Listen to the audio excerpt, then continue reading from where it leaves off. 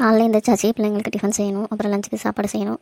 ஆனால் தண்ணி ஏதோ வர மாதிரி இருக்குது. தண்ணி வேறு பிடிக்கணும், வருதா என்னன்னு தெரில. பிள்ளைங்கள போய் கேட்கலான்னா அதுங்களும் பிடிக்காது, ஸ்கூலுக்கு போகணும் நேரம் ஆகுதுங்குது. என்ன பண்ணுறதுன்னு தெரியலையே. சம்மந்த சரசு மழை யார்ட்டாவது ஃபோன் அடிச்சு கேட்போம், தண்ணி இருந்தால் கொஞ்சம் சொல்லுங்க, அது வரைக்கும் நான் வேலை பார்க்குறேன்ட்டு. என்ன பட்டு காலையில் நின்றுட்டுருக்க, என்ன யோசனை, வேலை எதுவும் பிரியலையா? அது இல்லைங்க, ஸ்கூலுக்கு எல்லாம் நேரமாச்சு. இந்த தண்ணி வருதா என்னன்னு தெரில. இந்த சரசு மாலாட்ட ஃபோன் அடிச்சு கேட்கலாமா, என்ன பண்ணுறதுன்னு தெரில. நம்ம படுக்க போய் எங்களுக்கு கீழே நிற்கிறதுக்கு தண்ணி வரப்போ போனால் பிடிச்சிட்டு வந்துடலாம்லங்க.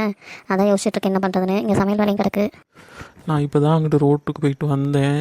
தண்ணி வர மாதிரி தான் இருக்குது. யாரோ 2 பேர் குடத்தை எடுத்து பிடிச்சிட்டு இருந்தாங்க.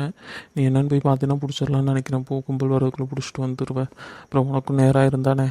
ஓ அப்படியாங்க, சரி சரி. நான் நீங்கள் கடைக்கு போயிட்டு வந்ததே மறந்துட்டு பாருங்க. நல்ல வேலை, நான் பாடு யோசிச்சுட்டு 5 நிமிஷத்தை வேஸ்ட் ஆகிட்டேன். சரிங்க, நான் அந்த குடத்தை எடுத்துகிட்டு போய் தண்ணி பிடிச்சிட்டு வந்துடுறேன். நீங்கள் அது மட்டும் கொஞ்சம் இங்கே பார்த்துக்கோங்க. வீட்டில் சமையலுக்கு கொஞ்சம் ஓலை போட்டிருக்கேன், பார்த்துக்கிட்டிங்கன்னா நான் வந்து அரிசி போட்டுவேன், பார்த்துக்கலாம். சரி பட்டு உன் ஃப்ரெண்டுங்க யாராவது நின்னா கூட கொஞ்சம் வீட்டில் வேலை இருக்குன்னு கொஞ்சம் முன்னாடி பிடிச்சிக்க சொல்லிட்டு வந்துடுறேன். அதுக்கப்புறமேட்டுக்கு பிடிச்சிட்டும் பார்த்துட்டு என்னன்னு கேட்டு பார்த்து சீக்கிரம் வா. சரி சரிங்க. அதெல்லாம் பிள்ளைங்க கேட்ட விட்டுவாங்க. அதனால் நீ பார்த்துட்டு மாலை இருந்தால் கூட முன்னாடி நான் 2 குடம் பிடிச்சிக்கிறேன்னு சொல்லிட்டு வந்துடுறேன். சரி பட்டு நீ இப்போ நான் கிச்சனில் என்னான்னு பார்த்துக்கிறேன். அவ்வளோ கொஞ்சம் கூட நானே அரிசி போட்டுருவேன். நீ வந்து குழம்பு வச்சு பொரியல் பண்ணால் போதும், பார்த்துக்கலாம்.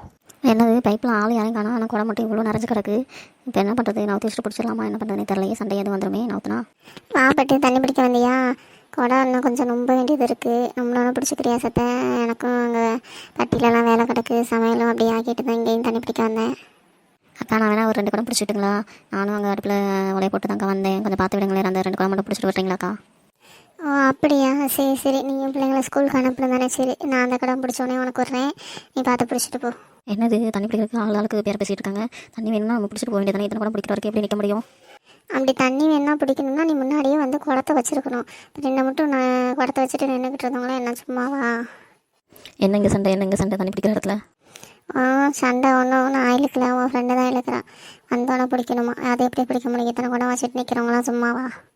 அது எப்படி அடைக்கலாம் பாட்டி? இத்தனை குடம் வச்சிருந்தாலும் தண்ணி வரதிடமோ 1/2 மணி நேரம் தான். அப்போ ஆளுக்கு 2 குடம் பிடிச்சிட்டு தானே மீதியெல்லாம் பிடிக்க முடியும். நீங்கள் மட்டும் எல்லாத்தையும் பிடிச்சிட்டு தான் விடுவேன்னா என்ன அர்த்தம்? அப்போ நாங்களாம் தண்ணி இல்லாமல் சாகணுமா?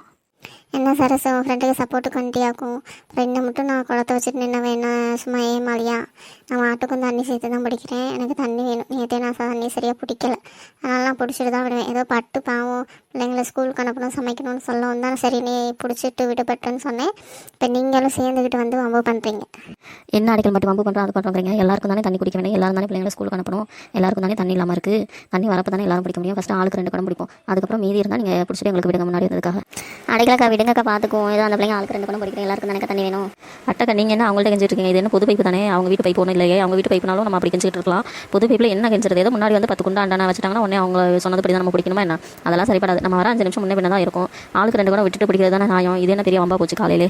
பட்டு நீ எப்படி சொன்ன? நீ சொன்னப்போ நான் கூட ஆளுக்கு 2 குடம் விட்டுட்டு பிடிக்கலான்னு தான் இருந்தேன். ஆனால் இந்த பிள்ளை பேசுகிறத பாரு, எப்படி வம்பு பண்ணிட்டு வந்திருப்பாரு. என்னமோ சண்டைக்காரங்கள்ட்ட பேசுகிற மாதிரி. அதுவும் காலையிலே நீங்கள் பொழுது அப்படியே தான் போக போகுது, பார்த்துட்டேறேன்.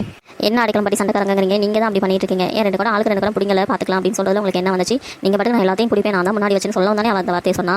நீங்கள் முன்னாடியே சொல்லி தான் நாங்கள் எதுவும் உங்கள்கிட்ட வம்பு பண்ண போகிறோமா? எல்லாத்துக்கும் தானே வேலை இருக்குது, எல்லாரும் தானே பிள்ளைங்களை ஸ்கூலுக்கு அனுப்பணும், எல்லாத்துக்கும் தான் வீட்டில் வேலை இருக்கும். சரி சரி விடுங்க. இப்போ இதை பேசி 1/4 மணி நேரத்தை கடத்திட்டீங்க. தண்ணி இன்னும் 1/4 மணி நேரத்தில் நிற்க போது, ஒருத்தர் தண்ணி பிடிக்காம இருக்க போறீங்க. இப்போ அதான் நடக்க போதுன்னு நினைக்கிறேன். ஐயோ தண்ணி நிற்க போதும். நான் என்ன குடமே எடுத்துட்டு வரலையே, தண்ணி வருதான்னு பார்க்க வந்தேன். நடந்த சண்டையில் நான் பாட்டுக்கு இங்கே நின்றுட்டேன். நான் போய் குடத்தை எடுத்துட்டு வரேன். ஏன் மாமியார் என்ன அவ்வளோதான் ஒன்று பண்ணிடுவாங்க. போய் ஃபஸ்ட்டு அதை முதல்ல செய்ய. நல்லா வம்பு பண்ணிட்டு இருப்ப காலையிலே வந்து வயசானவன் கூட பார்க்காம. பட்டு நீ அடுத்து 2 குடம் வை, அடுத்து மாலை நீ 2 குடம் போய் நீ சீக்கிரம் போய் எடுத்துட்டு வா.